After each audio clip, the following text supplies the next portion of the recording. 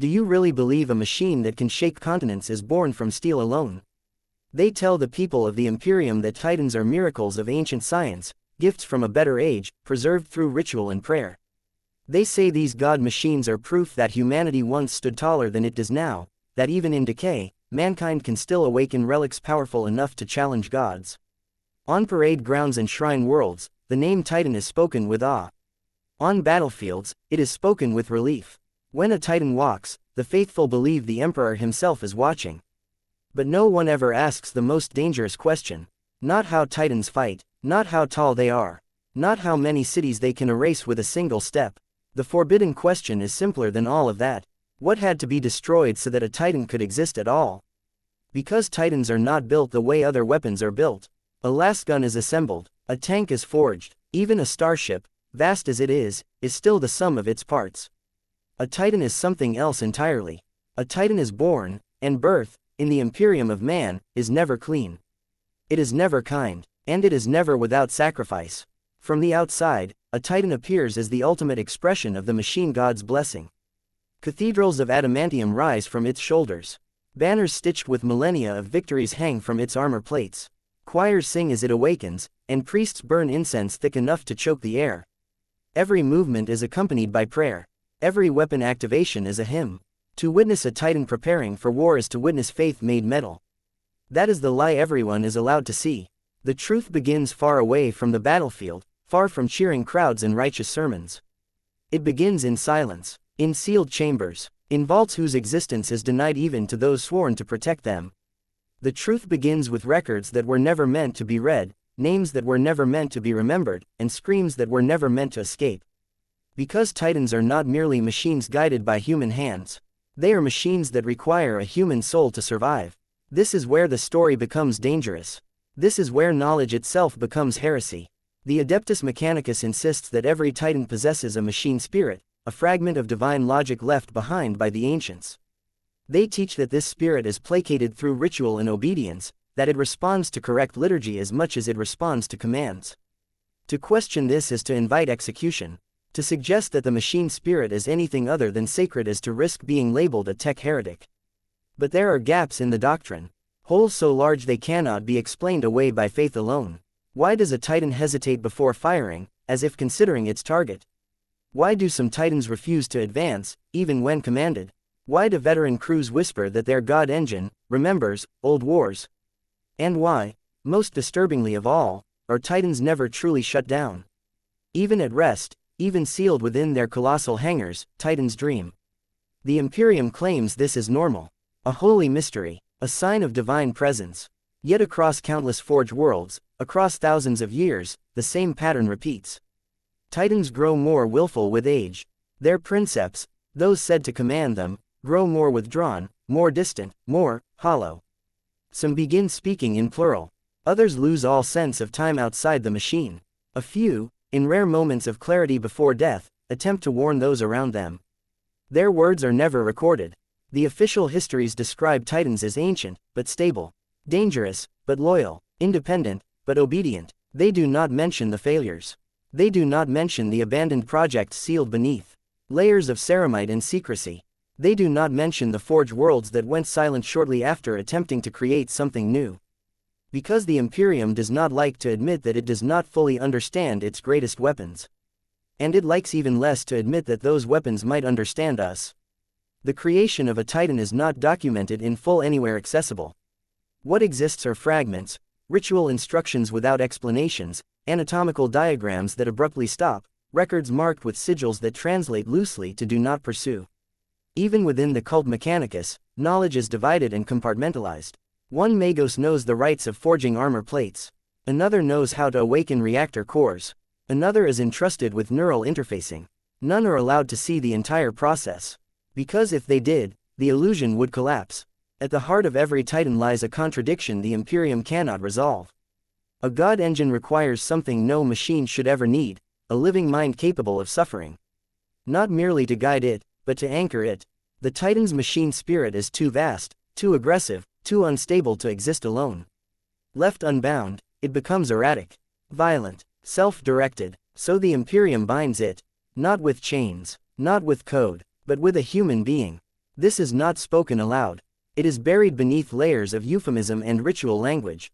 The word pilot is used because it sounds safe. Princeps sounds noble. It suggests authority, control, partnership, but partnership implies choice, and choice is the one thing taken away long before the bonding ever begins. The first section of this truth is always presented as honor. To be chosen for a titan is described as the highest calling imaginable. To be elevated beyond mortality.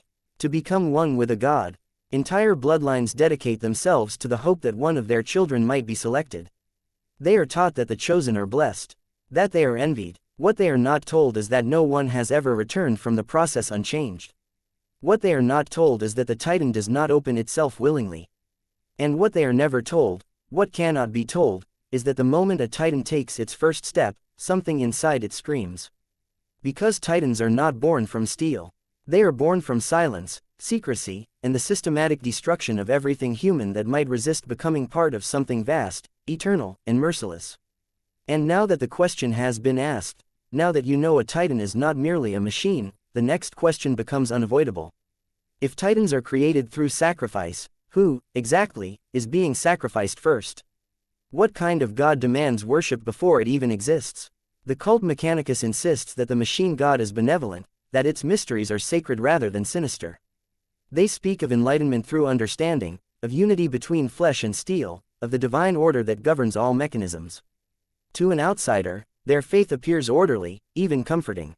Every bolt has its prayer. Every circuit has its blessing. Nothing is activated without reverence.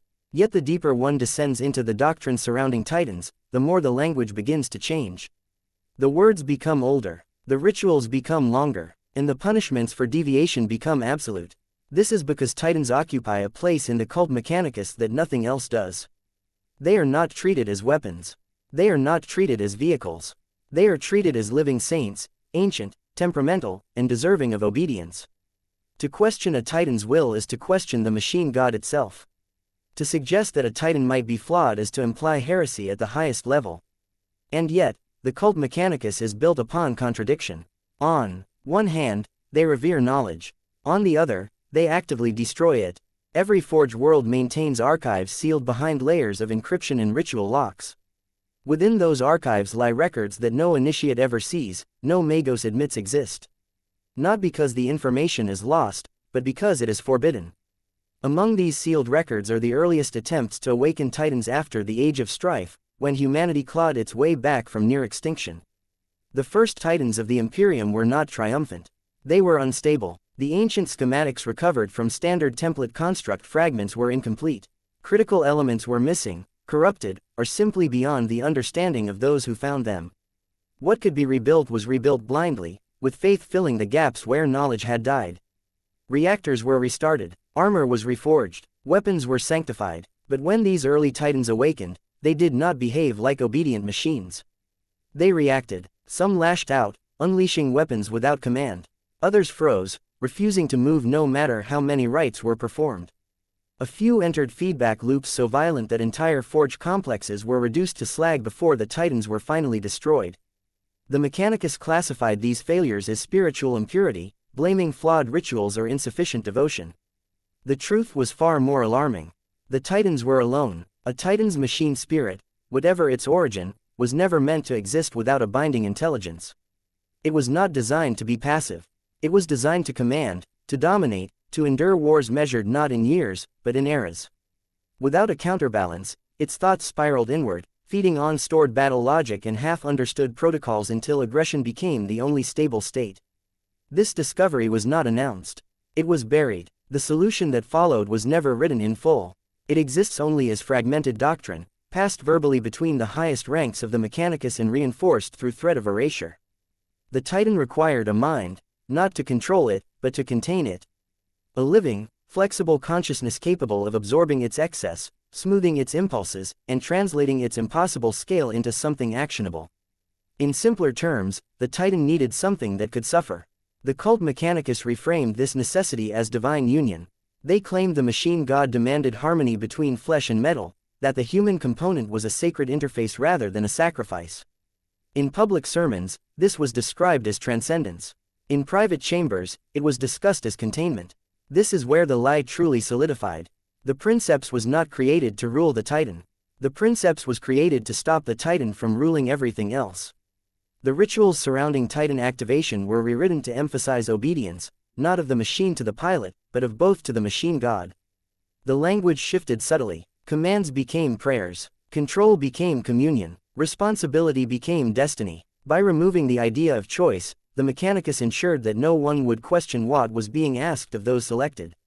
Because if the Princeps were ever allowed to see the truth clearly, they would refuse.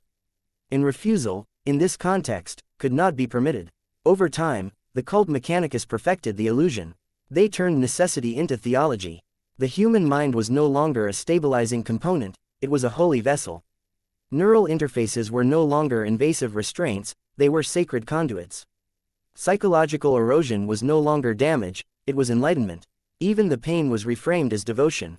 And yet, even as the doctrine hardened, the evidence of failure never fully disappeared. Titans still exhibited preferences. Some responded better to certain Princeps bloodlines than others. Some rejected new bonds violently, killing their would-be pilots before the process could be completed. A few developed behavioral quirks so severe that entire legios refused to deploy them except under the most extreme circumstances. These anomalies were catalogued, classified, and then quietly ignored, because to acknowledge them would be to admit that Titans possess something dangerously close to will. The Mechanicus does not deny that Titans think. They simply insist that such thought is sacred and therefore beyond criticism. This allows them to dismiss any sign of autonomy as divine mystery rather than mechanical failure. It is a convenient shield, one that has protected the truth for thousands of years. But shields crack. In rare moments, usually moments of catastrophe, glimpses of the underlying reality surface. A Titan that refuses a shutdown command. A Princeps who insists the machine is angry. A war where a Titan continues to advance long after all objectives have been met, trampling allies and enemies alike with equal indifference. Each time, the response is the same.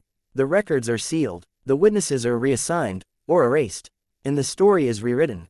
Because the cult Mechanicus cannot allow the Imperium to realize that its greatest weapons are not loyal servants. They are contained gods, barely held in check by broken human minds in an ocean of lies. And as the Imperium's wars grow larger, bloodier, and more desperate, the need for Titans increases. New forged worlds are tasked with impossible creations. Ancient ones are pressured to awaken machines that have slept for millennia. Which leads to the next, far more disturbing truth. If Titans require a human mind to exist, where do those minds come from, and how many are lost before one finally works? What kind of person do you have to be to survive becoming less than human? The Imperium never calls it selection. That word implies fairness, choice, consent. Instead, the process is wrapped in reverence and secrecy, hidden behind phrases like divine suitability and machine compatibility. To the public, Princeps are born into noble lineages, raised from childhood with honor and expectation. Their bloodlines are celebrated, their names are recorded in canticles and engraved into cathedral walls of steel. This, too, is a lie, though not entirely. Bloodlines matter, but not for the reasons people are told. Genetic stability is valuable, yes, but only because it reduces the chance of catastrophic rejection. Mental resilience is prized, but not because it leads to leadership. It is prized because a fragile mind shatters too quickly, and a shattered mind is useless as a containment vessel. What the Imperium truly seeks is not strength. It seeks yielding. From early childhood, potential candidates are observed. Not openly, never openly, but through Sholams, Mechanicus-sponsored institutions, and routine, medical examinations that go far beyond what is declared. Behavioral patterns are logged, emotional responses are measured, children who ask too many questions are quietly removed from consideration. Those who demonstrate independence of thought are redirected elsewhere, often into roles that ensure they will never return. The ideal candidate is not rebellious. The ideal candidate is obedient, resilient, and capable of enduring prolonged isolation without breaking in ways that disrupt functionality. These children are told they are special. They are praised for their discipline. They are rewarded for suppressing fear, anger, and doubt. Over time, these emotions do not vanish, they sink. They harden. They become something that can be molded. By the time a candidate is formally acknowledged, their life has already been shaped around inevitability. There is no moment where they are asked if they wish to serve. There is only the moment where they are informed that they have always been serving. Training begins long before any mention of Titans is made. Candidates are exposed to sensory deprivation, to neural stress tests, to simulations designed not to teach control, but to measure tolerance. How long can the mind endure contradiction? How well does it compartmentalize pain? How quickly does it accept imposed narratives when reality becomes uncomfortable? Those who fail do not return home. Some are reassigned, their memories altered just enough to prevent inconvenient recollections. Others are deemed unsuitable entirely. Officially, they never existed. Their families are told their children were selected for off-world service, a lie made palatable by honor and distance. Unofficially, many of these failures die. The Mechanicus does not waste resources. By the time the word Princeps is spoken aloud to a candidate, they are already isolated from anything resembling a normal human life. They have no peers outside the program, no future that does not involve service, no frame of reference by which to judge the enormity of what is being done to them.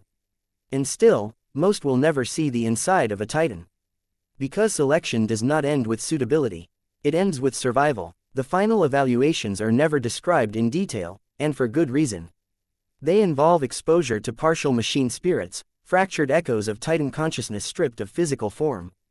Candidates are placed into communion chambers and connected to fragments salvaged from damaged god engines, memories without context, rage without direction, hunger without limit.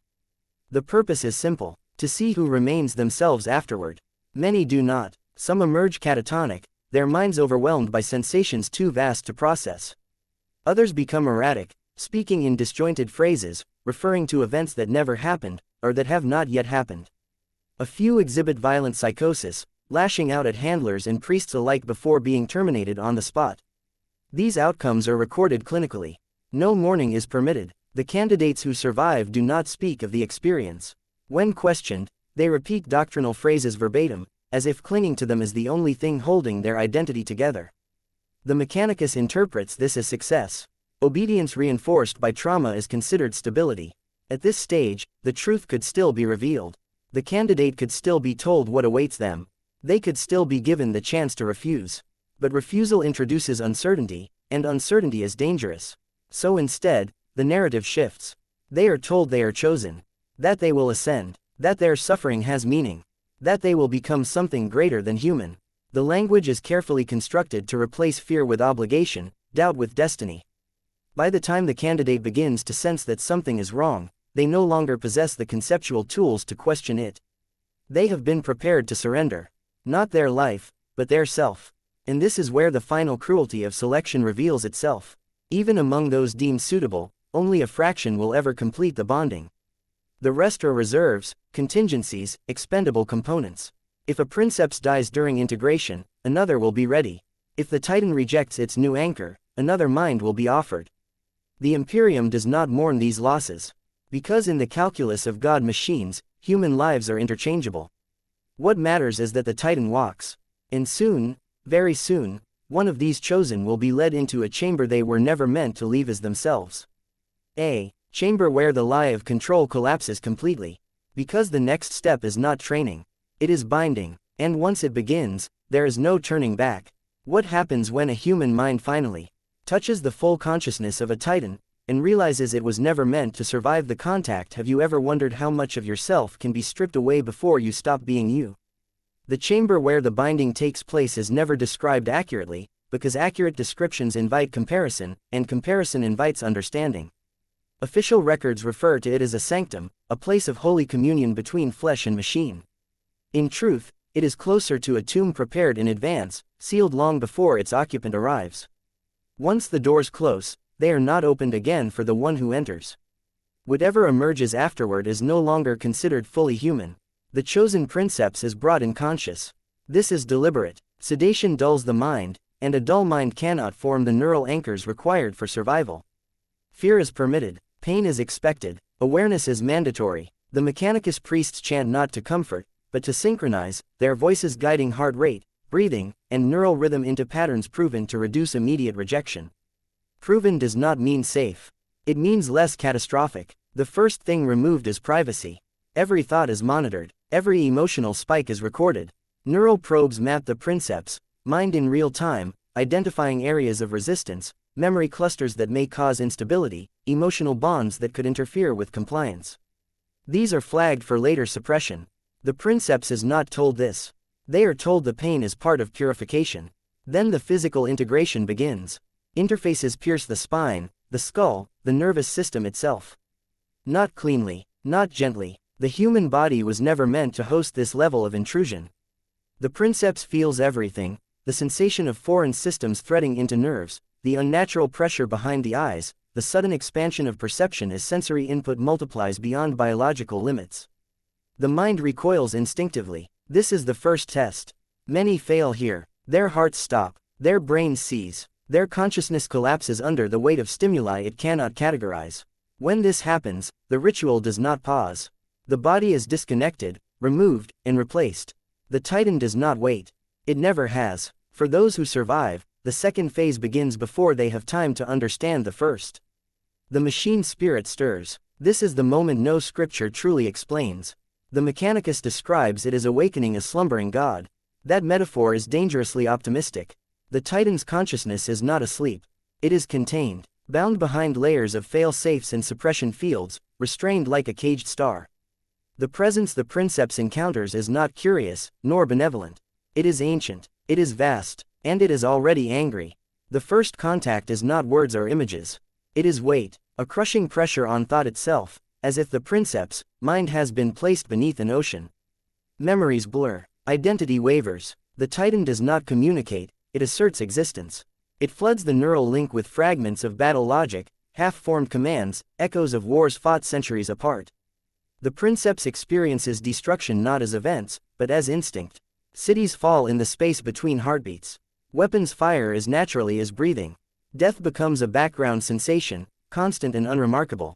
This is where the lies told during selection finally collapse. The Princeps does not command the Titan. They are overwhelmed by it. The neural architecture implanted during earlier phases activates now, forcing the Princeps' mind to stretch, to fragment, to reorganize around the Titan's presence. Pain becomes irrelevant. Fear is drowned beneath sheer magnitude. The Princeps feels themselves dissolving, their sense of self thinning as it is spread across systems never meant to host humanity. And somewhere within that dissolution, the Titan pushes back. It tests the anchor. It probes for weakness, not out of malice, but necessity. A weak mind cannot contain it. A rigid mind will shatter. Only those capable of bending, of yielding without breaking, can survive. Those who resist too strongly are erased. Not metaphorically, neurologically. Their personalities collapse into incoherent noise, leaving behind a biological shell that must be disconnected before the Titan destabilizes further. This, too, is recorded clinically. No prayers are spoken for the dead. For the rare few who endure, the final phase begins, convergence. This is when the Princeps realizes the most horrifying truth of all. They are not alone inside the Titan. Layered within the machine spirit are impressions, residual patterns left behind by previous Princeps. Not memories in the human sense, but imprints. Emotional residues, reflexes shaped by centuries of war. Each bond leaves something behind, and over time, these fragments accumulate. The Titan is a composite consciousness. Every Princeps who has ever died within it still echoes inside. Their fear, their rage, their obedience, all of it remains. The living Princeps is forced to integrate not only with the Titan, but with the ghosts of those who came before. Individuality erodes further, smoothed into something collective and inhuman. The boundaries between past and present blur. Thoughts arise that are not their own, yet feel intimately familiar. This is when most Princeps stop using I. They begin to say, we. The Mechanicus celebrates this moment as success.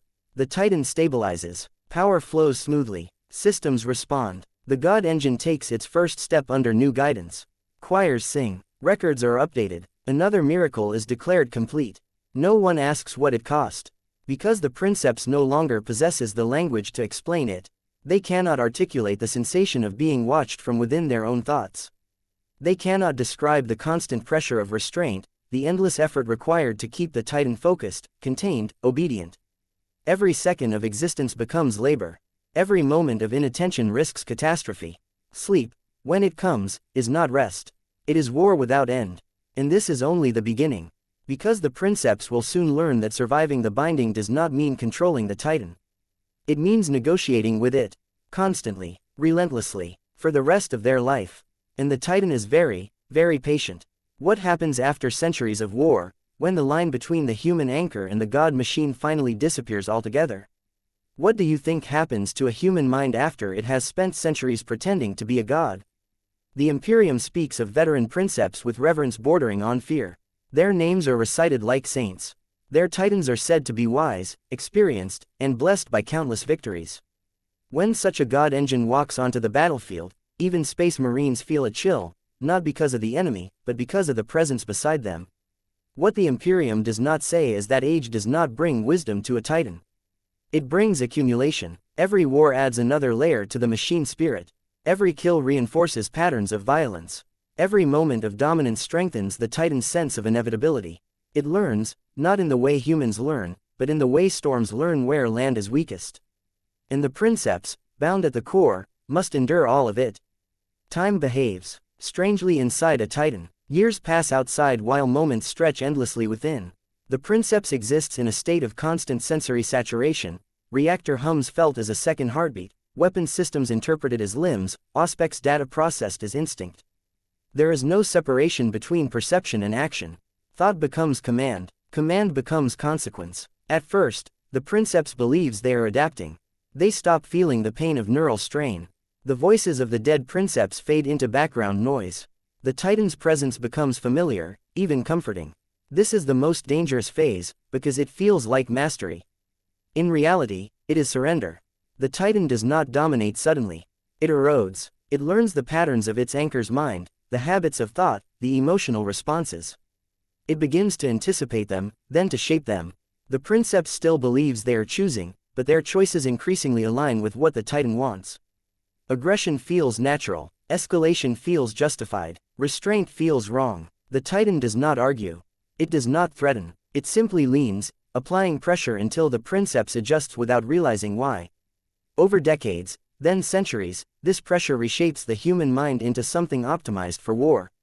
Outside the god engine, the Princeps' physical body atrophies. Nutrient fluids sustain what little flesh remains, while life support systems compensate for organs that no longer function properly. The body becomes an inconvenience, a relic of a past identity. The mind, stretched across kilometers of armored plating and weapon systems, begins to view that body with indifference. This is when the Imperium quietly intervenes. Princeps are discouraged from ever leaving their titans. Excursions are framed as dangerous, unnecessary, spiritually risky. And they are, but not for the reasons given. Extended separation causes disorientation, panic, even violent rejection responses. The Princeps feels amputated, incomplete. The Titan, sensing instability, grows agitated. So the solution is simple. Keep them together. Over time, the Princeps stops asking to leave. The Legio interprets this as devotion. What it truly represents is dependency.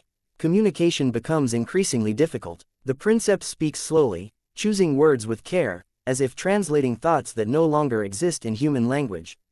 They refer to past events as if they happened yesterday, regardless of how many generations have passed. Their sense of empathy narrows, focused almost entirely on the Titan and its needs. Crew members notice the change, but never comment on it openly.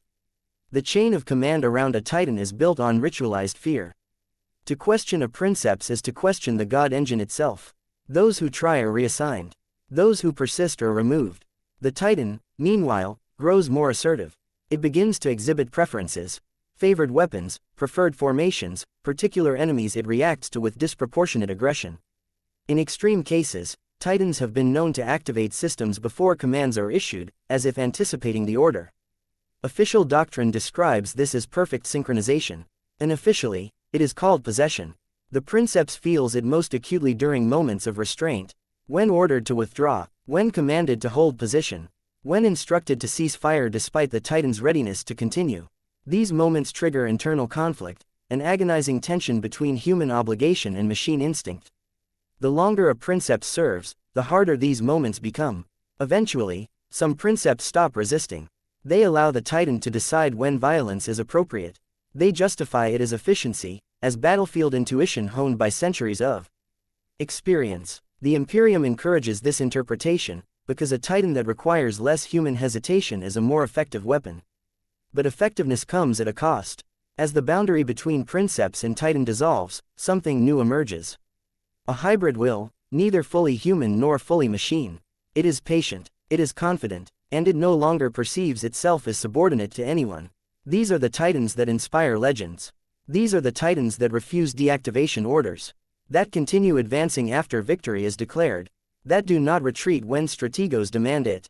The Imperium tolerates this behavior as long as it is directed outward. As long as the titan kills the right enemies. The danger lies in what happens when circumstances change. Because eventually, every war ends. And when a titan has been shaped by centuries of endless violence, peace feels like suffocation. That is when the titan begins to ask, without words, why it should listen at all. And that is when the Imperium is forced to confront the truth it has spent millennia denying. It does not fully control its god machines. It merely convinces them that obedience is convenient. Until it isn't. What happens when a titan decides the war should never end, and the Princeps no longer remembers how to say no? What do you do when a god no longer recognizes the difference between enemy and ally? The Imperium has a phrase it uses when a titan behaves unpredictably. Spiritual turbulence. It sounds harmless, almost technical, as if the issue can be resolved with additional rites or stricter adherence to protocol. In reality, it is the last polite term used before panic sets in. Because when a titan begins to act outside expectation, everyone involved understands the unspoken truth. Something has gone wrong that cannot be undone. These incidents are never public. They are not recorded in open archives, nor discussed outside sealed command chambers. When a titan misfires upon deployment, when it advances without orders, when it refuses recall signals, the response is immediate and absolute. Vox traffic is cut, civilians are evacuated, or silenced. Loyal forces are repositioned, not to fight the enemy, but to prepare for the possibility that their own god engine may need to be destroyed. This is the point where the myth of divine obedience collapses completely. A titan in rebellion does not announce itself. It does not declare treachery or proclaim independence. It simply continues doing what it was built to do, kill, without accepting that anyone else has authority to decide when it should stop. From the titan's perspective, this is not defiance. It is logic refined through centuries of reinforcement. War has always rewarded it. Why should it change now? The Princeps feels the shift before anyone else. At first, it manifests as resistance, commands that require more effort to enforce, targeting solutions that subtly drift toward escalation, systems that remain primed despite deactivation orders. The Princeps argues internally, applying mental pressure, invoking control routines learned long ago. Sometimes, this works. Sometimes, the titan relents. But when it does not, the struggle becomes something far more intimate and far more horrifying. The Princeps realizes they are no longer negotiating with a tool. They are arguing with a will that believes itself superior. The accumulated consciousness within the titan, the echoes of past Princeps, the instincts shaped by endless conflict, begins to outweigh the living anchor's authority. Thoughts arise that feel foreign yet undeniable. Rationalizations appear fully formed, bypassing doubt entirely. The titan does not coerce through force. It persuades through inevitability. This enemy must be destroyed. This delay is inefficient. This command is flawed. Each justification feels reasonable in isolation. Together, they form a momentum the Princeps struggles to resist. The effort required to assert human restraint becomes overwhelming, exhausting. And exhaustion is dangerous. A fatigued mind cannot maintain containment. This is where failure truly begins. When a Princeps loses control entirely, the titan does not rage. It focuses. Its actions become precise, deliberate, and horrifyingly calm. It selects targets based on threat, not allegiance. Strategic centers, command structures, orbital defense platforms, anything that might interfere with its continued operation is neutralized without hesitation. From the outside, it looks like madness. From inside the titan, it feels like clarity. The Imperium has protocols for this scenario. They are ancient, brutal, and rarely effective. Kill teams are dispatched to attempt emergency severance of the neural link. Failsafe commands are transmitted, commands that would shut down reactors, lock joints, induce system-wide paralysis. Many titans ignore them, because these systems were designed by humans who assumed ultimate authority rested outside the machine. They were wrong. In the most extreme cases, the only remaining option is annihilation. Orbital strikes, exterminatus-level weaponry, entire regions sacrificed to ensure the titan does not continue its advance. These actions are justified as tragic necessity, framed as noble sacrifice in service to the greater good. What is never acknowledged is how often these measures fail. A Titan is not easily destroyed, especially one that anticipates the attempt. Shield harmonics adjust. Weapon systems target incoming fire before impact.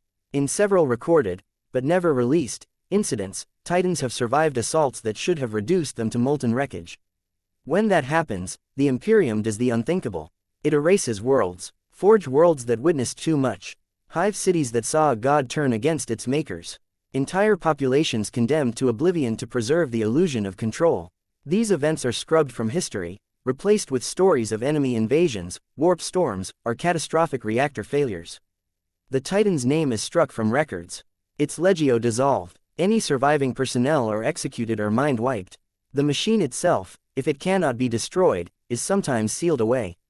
Buried beneath kilometers of rock and void-shielded vaults, its reactors starved, its systems locked in a state of enforced dormancy. The Imperium calls these places sanctums. The Mechanicus calls them necessary precautions. Those who know the truth call them prisons. Even then, the threat never truly ends. Titans do not forget. Their machine spirits remain active, dreaming, replaying wars over and over, refining tactics in silence. Some have been known to reawaken centuries later, responding to distant battles like predators sensing blood. When they do, the Imperium faces the same choice it always has. Use the god machine again, or attempt to kill it and risk everything. This is the final, unspoken truth behind Titan creation. The Imperium does not build Titans because they are safe. It builds them because it has no alternative. In a galaxy that devours weakness, humanity clings to weapons it cannot fully control, praying that fear will keep them obedient longer than reason ever could. And somewhere, deep within every Titan, the echoes of countless human minds continue to watch, to remember, and to wait. Because gods born from sacrifice do not forget what was taken from them. And one day, they may decide to collect what they believe they are owed. When that day comes, will the Imperium still be the master of its god engines, or merely their next battlefield? So after everything you've heard, ask yourself one last question: was this ever a weapon humanity controlled, or a debt it could never finish paying? In the end, the Imperium does what it has always done best. It survives, not because it is just, not because it is wise, but because it is willing to endure horrors greater than its enemies ever could. The truth about Titans is never revealed, not even when worlds burn under their feet. The official histories remain clean, sanctified, and deliberate in what they omit. Titans are still praised as god machines. Princeps are still honored as heroes. Forge worlds still chant the same hymns, perform the same rites, and repeat the same lies with unwavering devotion. Because the Imperium cannot afford honesty. If the truth were known, that Titans are not symbols of mankind's dominance, but monuments to its desperation, the entire myth of imperial control would fracture. Faith would falter, obedience would weaken, and in a galaxy where hesitation means extinction, even doubt is a luxury humanity cannot afford. So the cycle continues. New Titans are sanctioned, new Princeps are chosen, new minds are stripped, reshaped, and bound into living prisons of steel. Each generation is told they are stronger than the last. Each believes they will succeed where others failed. And each, eventually, learns the same silent lesson, that survival inside a Titan does not mean victory, it means prolongation. Some Princeps die in battle, their minds consumed in a final surge of violence that feels almost like relief. Others endure for centuries, losing themselves so slowly that no single moment can be blamed. A rare few are removed deliberately, their bodies failing while the Titan still lives, leaving behind echoes that will haunt the next soul chosen to replace them. The Titan remains. It always remains. Because Titans are not tools that wear out. They are entities that accumulate. Every war strengthens them, every sacrifice feeds them, every lie told to justify their existence makes them more inevitable. The Imperium does not own these god machines, it maintains a fragile truce with them, one enforced by constant bloodshed and ritualized obedience. And perhaps that is the cruelest truth of all. The Imperium fears its Titans. But it needs them. It fears what they might become. But it fears its enemies more. So it looks away. It seals the vaults. It burns the records. And it keeps marching forward, convinced that as long as the Titans walk in the right direction, the cost does not matter. But deep within every god engine, beneath layers of armor and prayer, something ancient and patient continues to watch the stars burn. It remembers every mind that has ever been fed into it. It remembers every world reduced to ash in its name. It remembers every promise of control that was never truly kept. The Imperium believes Titans are its final defense. The Titans know better. They were not created to save humanity. They were created because humanity had already accepted damnation.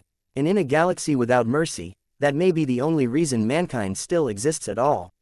So the next time you hear the thunder of a Titan's footsteps, remember this. You are not witnessing the triumph of human ingenuity. You are hearing the echo of countless sacrifices, still screaming inside a God that never asked to be born. And if that God ever decides it no longer needs us, there will be no prayers left loud enough to stop it.